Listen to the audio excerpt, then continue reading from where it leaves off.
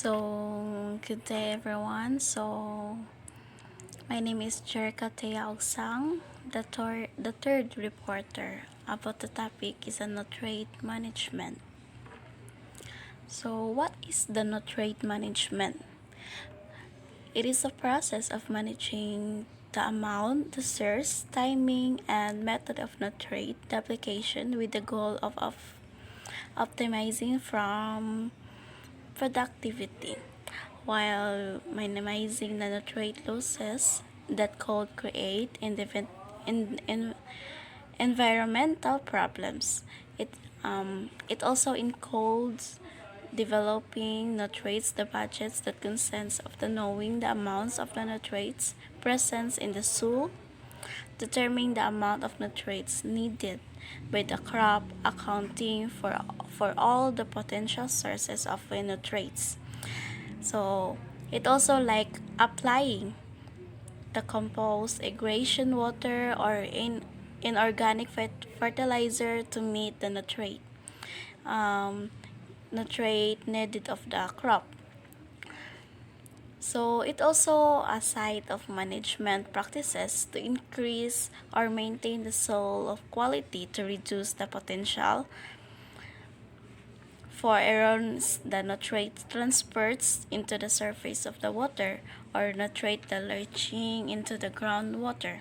So the soil of quality is an important the component of the nutrient management because it affects nutrient rotation and water movement through the soil. So, so the nutrient, um, for my understanding, um, it also involved like gamiton siya for the crop of nutrition, like needed by the crop or accounting for the potential source. So maybe ang possible niya is to improve the productivity while minimizing the nutrient losses and like protecting the environment so we can apply this importance the aggregation of water or in fertilizer and etc. So what are the nutrients? So the plant of nutrients are elements that are essential for the plant growth and reproduction that are available in the soil.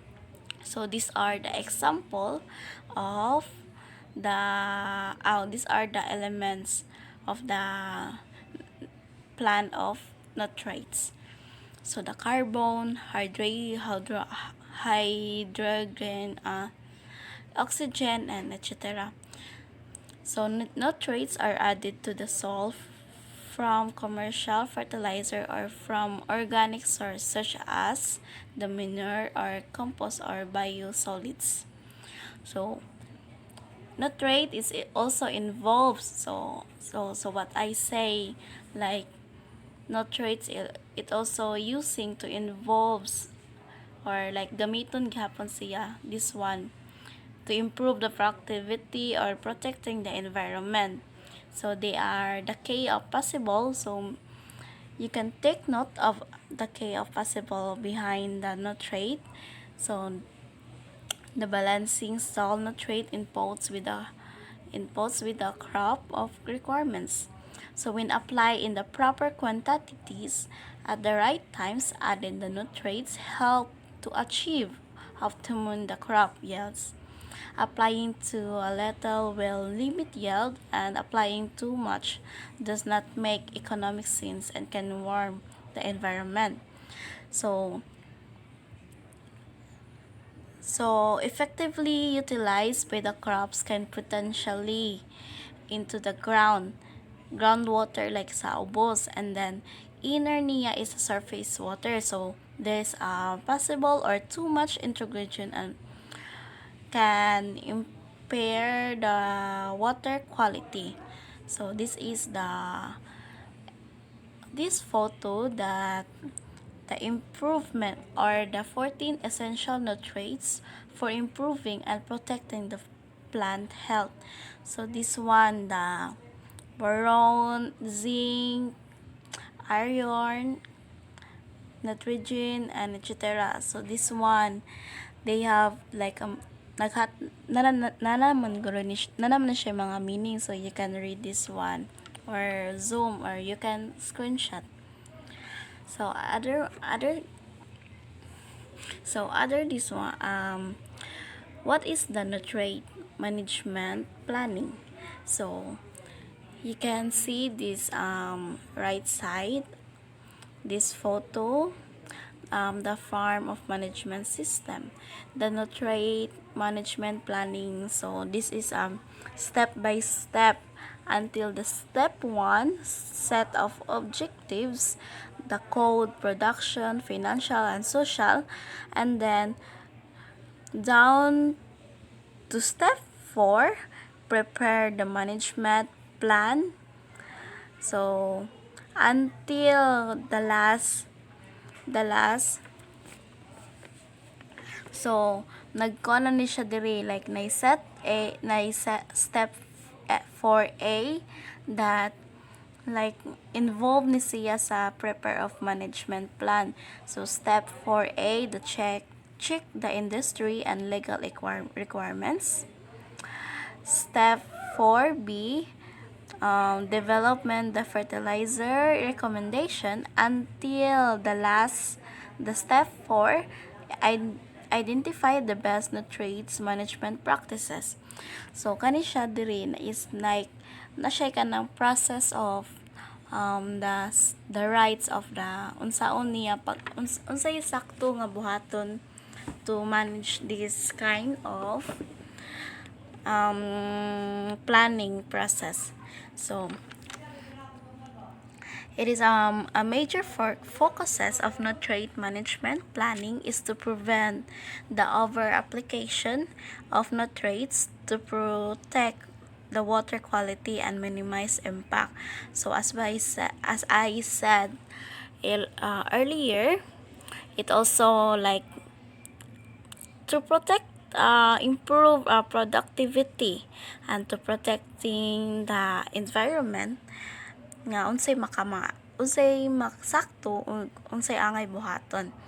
So this is also involve the first determine what the nutrients are in the soil.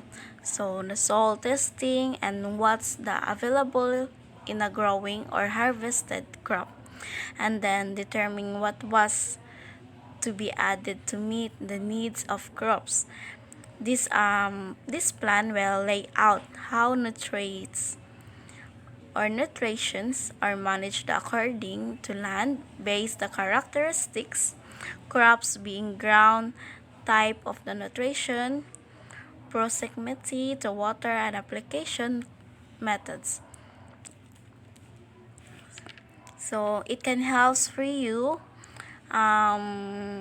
the future planning of the nutrient management.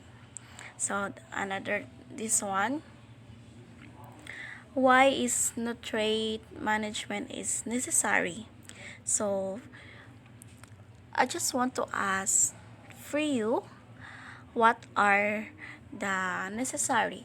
So this one, nutrient is plannings and to helps to us to reduce the contamination to waterways by the plant nutrition, right? Unsay sakto nga buhaton as to manage the nutrients can dissolve in the soil water into a surface or a groundwater through the laver or the runoff. So these are also helpful to learn of us, like unsay sakto nga buhaton as to nga ma-control nato ang atoang kuan niya nga to help this one planning the community are protecting of our environment in our society, right? So how is the nutrition management regulated in Ontario?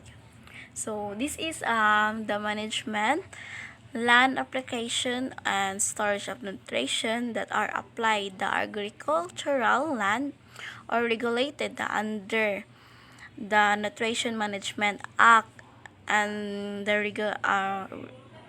Regional 267. This also includes the material generated on the farm, such as the manure and animal bedding, and materials generated by the non-agricultural operation. So, this includes the sewage biosolids, pulp and paper biosolids, and other by the products that benefits the crop growth.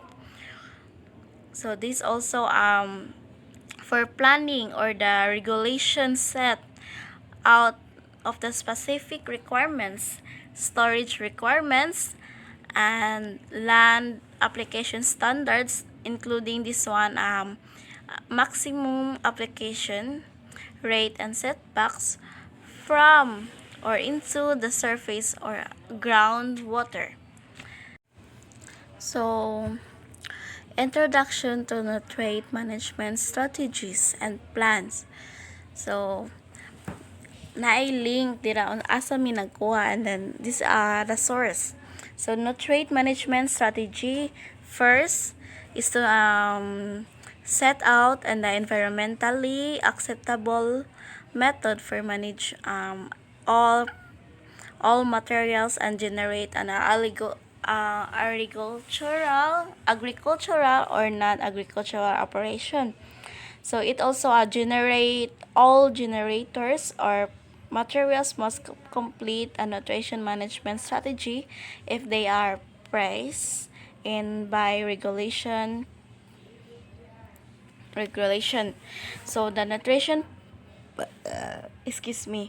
management plan is or that called NMP, nutrition management plan, details how nutrition are to be applied to given a land base. So this plan optimize the utilization of nutrition by crops in the field and minimize the environmental impacts of a person who owns the control, the person like mag-manage ani or to control this agriculture operation. So to manage this one agriculture, to plan if they are they store and land apply nutrition on their farm unit. So this one, it's all about the nutrient management strategies and plans.